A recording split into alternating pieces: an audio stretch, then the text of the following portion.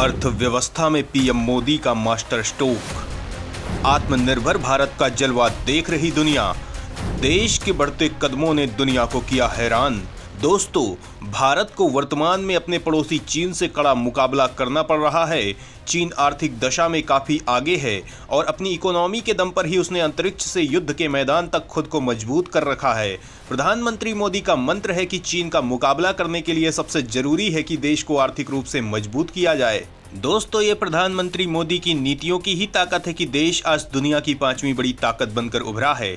लेकिन दोस्तों, हमारा प्रतिद्वंदी चीन है, इसलिए केवल 5वें पायदान पर पहुंचकर खुशी मनाने का वक्त नहीं है। जरूरत है इन कोशिशों को जारी रखकर ड्रैगन को मात देना। इसी वजह से पीएम मोदी ने देश को दुनिया की तीसरी सबसे बड़ी ताकत बनाने का लक्ष्य रखा है।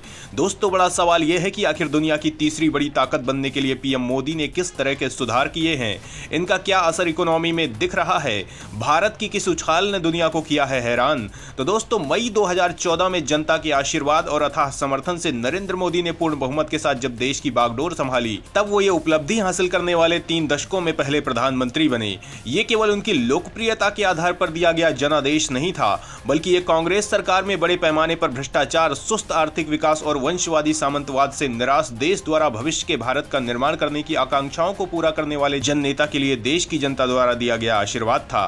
उनकी कार्य संस्कृति और उनके निर्णायक फैसलों में हम इसकी अनुभूति कर सकते हैं कि किस तरह वह हर दिन अतीत की बेड़ियों को तोड़ते हुए देश को प्रगति के पथ पर गतिशील कर रहे हैं। मोदी सरकार में आर्थिक सुधार और बड़े फैसले लगातार हो रहे हैं, चाहे वो हाल ही में लाई गई नेशनल मोनेटाइजेशन पाइपलाइन योजना हो, जीएसटी का कार्यान्वयन हो, आईबीसी से जुड़े निर्णय हो, जनधन आधार मोबाइल का क्रियान्वयन हो या फिर कंपनी अधिनियम के तहत गैर अपराधीकरण जैसे बड़े फैसले।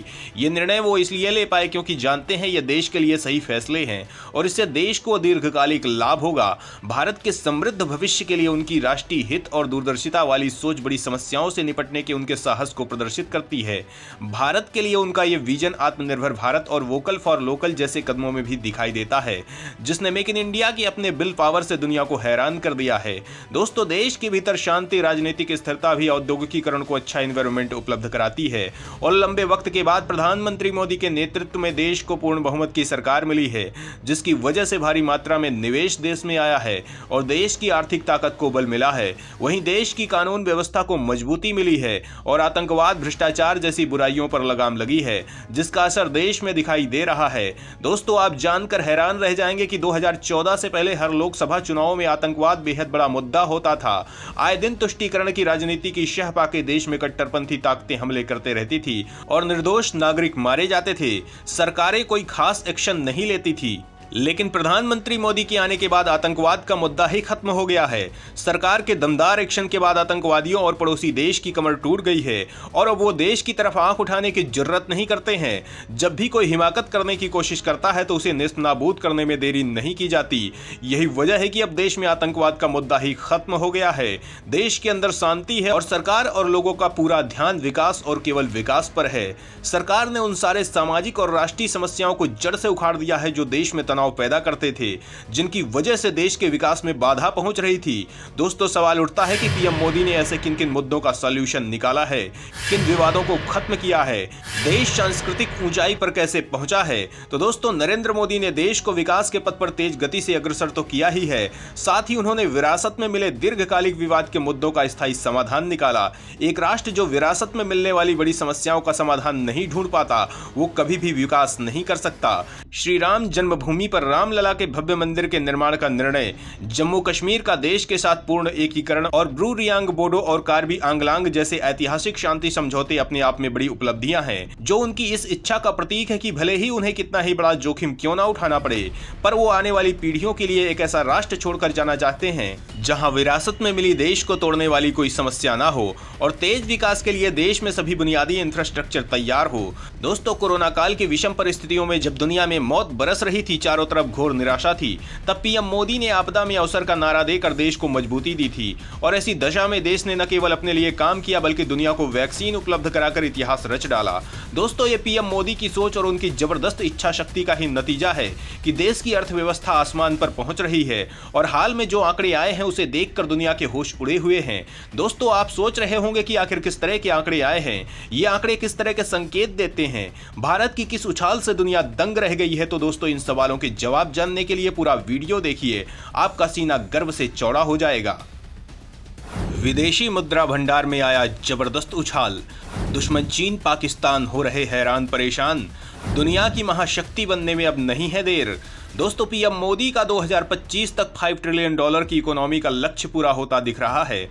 अर्थशास्त्रियों ने जो आंकड़े बताए हैं उससे ये साफ हो जाता है कि देश बहुत जल्द दुनिया की तीसरी सबसे बड़ी ताकत बन जाएगा। सवाल उठता है कि आखिर आंकड़े क्या कहते हैं। तो दोस्तों, अंतर्राष्ट्रीय मुद्रा कोष में भारत के एग्जीक्यूटिव डायरेक्टर कृष्णमूर्ति वेंकट सुब्रमण्यम ने कहा कि अगर देश पिछले 10 वर्षों में लागू की गई अच्छी नीतियों को दोगुना कर सके और सुधारों में तेजी लाए तो भारतीय अर्थव्यवस्था 2047 तक 8% की दर से बढ़ सकती है।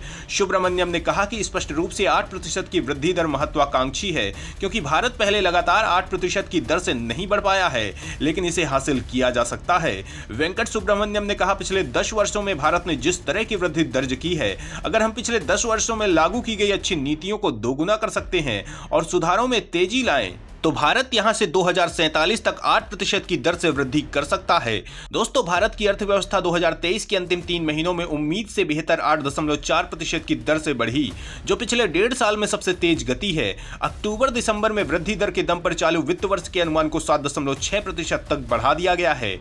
सुब्रमण्यम ने कहा, अगर भारत 8% की दर से बढ़ता है तो 2047 तक भारत 55,000 अरब अमेरिकी डॉलर की अर्थव्यवस्था बन सकता है। IMF में भारत के कार्यकारी निदेशक ने रोजगार सृजन के लिए इंफ्रास्ट्रक्चरल डेवलपमेंट को प्रोत्साहित करने की आवश्यकता पर भी जोर दिया। दोस्तों, सवाल उठता है कि दुनिया की महाशक्तियों के बीच भारत का कितना दबदबा है, देश किस पोजीशन पर है। तो दोस्तों, भारत अभी दुनिया की 5वीं बड़ी इकोनॉमी है और अगले कुछ साल में उसके तीसरे नंबर पर पहुंचने की उम्मीद है। फोर्ब्स के मुताबिक अमेरिका $27 ट्रिलियन के साथ दुनिया की सबसे बड़ी इकोनॉमी है। चीन $18.56 ट्रिलियन के साथ दूसरे नंबर पर है।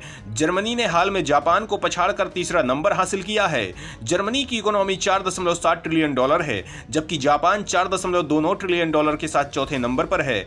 भारत $4.11 ट्रिलियन के साथ दुनिया की 5वीं सबसे बड़ी इकोनॉमी है। दोस्तों, वहीं देश के विदेशी मुद्रा भंडार में लगातार वृद्धि हो रही है, जो देश के लिए बेहद अच्छी खबर है। दोस्तों, सवाल उठता है कि विदेशी मुद्रा भंडार देश के लिए क्यों जरूरी है, इससे देश को क्या फायदा होता है। हाल में इस मामले में क्या अच्छी खबर आई है? तो दोस्तों, विदेशी मुद्रा भंडार में वृद्धि से सरकार और भारतीय रिजर्व बैंक को भारत के आंतरिक और बाह्य वित्तीय मुद्दों का प्रबंधन करने में सहायता प्राप्त होती है। विदेशी मुद्रा बाजार में अस्थिरता को कम करने के लिए विदेशी मुद्रा भंडार में वृद्धि बेहद जरूरी है। विदेशी मुद्रा भंडार में वृद्धि से भारत आयात बिल को कवर करने में सक्षम हो जाता है। विदेशी मुद्रा भंडार में वृद्धि से भारतीय रुपए को डॉलर के सापेक्ष मजबूती मिलती है। इससे निवेशकों में आत्मविश्वास बढ़ता है। विदेशी मुद्रा भंडार विदेशी कर्ज चुकाने में सरकार की सहायता करती है। राष्ट्रीय और अंतर्राष्ट्रीय आपदाओं की स्थिति में बेहतर ढंग से निपटने में विदेशी मुद्रा भंडार की प्रभावी भूमिका होती है। दोस्तों, चालू वित्त वर्ष 2023-24 के अंतिम कारोबारी दिन शेयर बाजार चढ़कर बंद हुए। BSE की सेंसेक्स में 655 अंकों की वृद्धि दिखाई दी। इस साल के अंतिम कारोबारी दिन BSE का संवेदी सूचकांक 75,651 अंक पर पहुंच गया है। मतलब कि उस दिन विदेशी निवेशकों ने खूब पैसे लगाए हैं। इससे पहले भी शेयर बाजार में विदेशी निवेश बढ़ा है। तभी बीते 22 मार्च को इंड वीक के दौरान भारत के विदेशी मुद्रा भंडार में $140 मिलियन की तेजी आई है। अब अपना भंडार 642.631 अरब डॉलर तक पहुंच गया है। इससे एक सप्ताह पहले यानी 15 मार्च 2024 को समाप्त सप्ताह के दौरान भी इसमें 6.396 अरब डॉलर की शानदार वृद्धि हुई थी। तो दोस्तों, आर्थिक जंग में भारत के कदम बेहद मजबूत होते जा रहे हैं और जल्द ही देश विकसित होकर इतिहास रचने वाला है। इस बारे में आप क्या सोचते हैं? अपने सुझाव जरूर शेयर करें।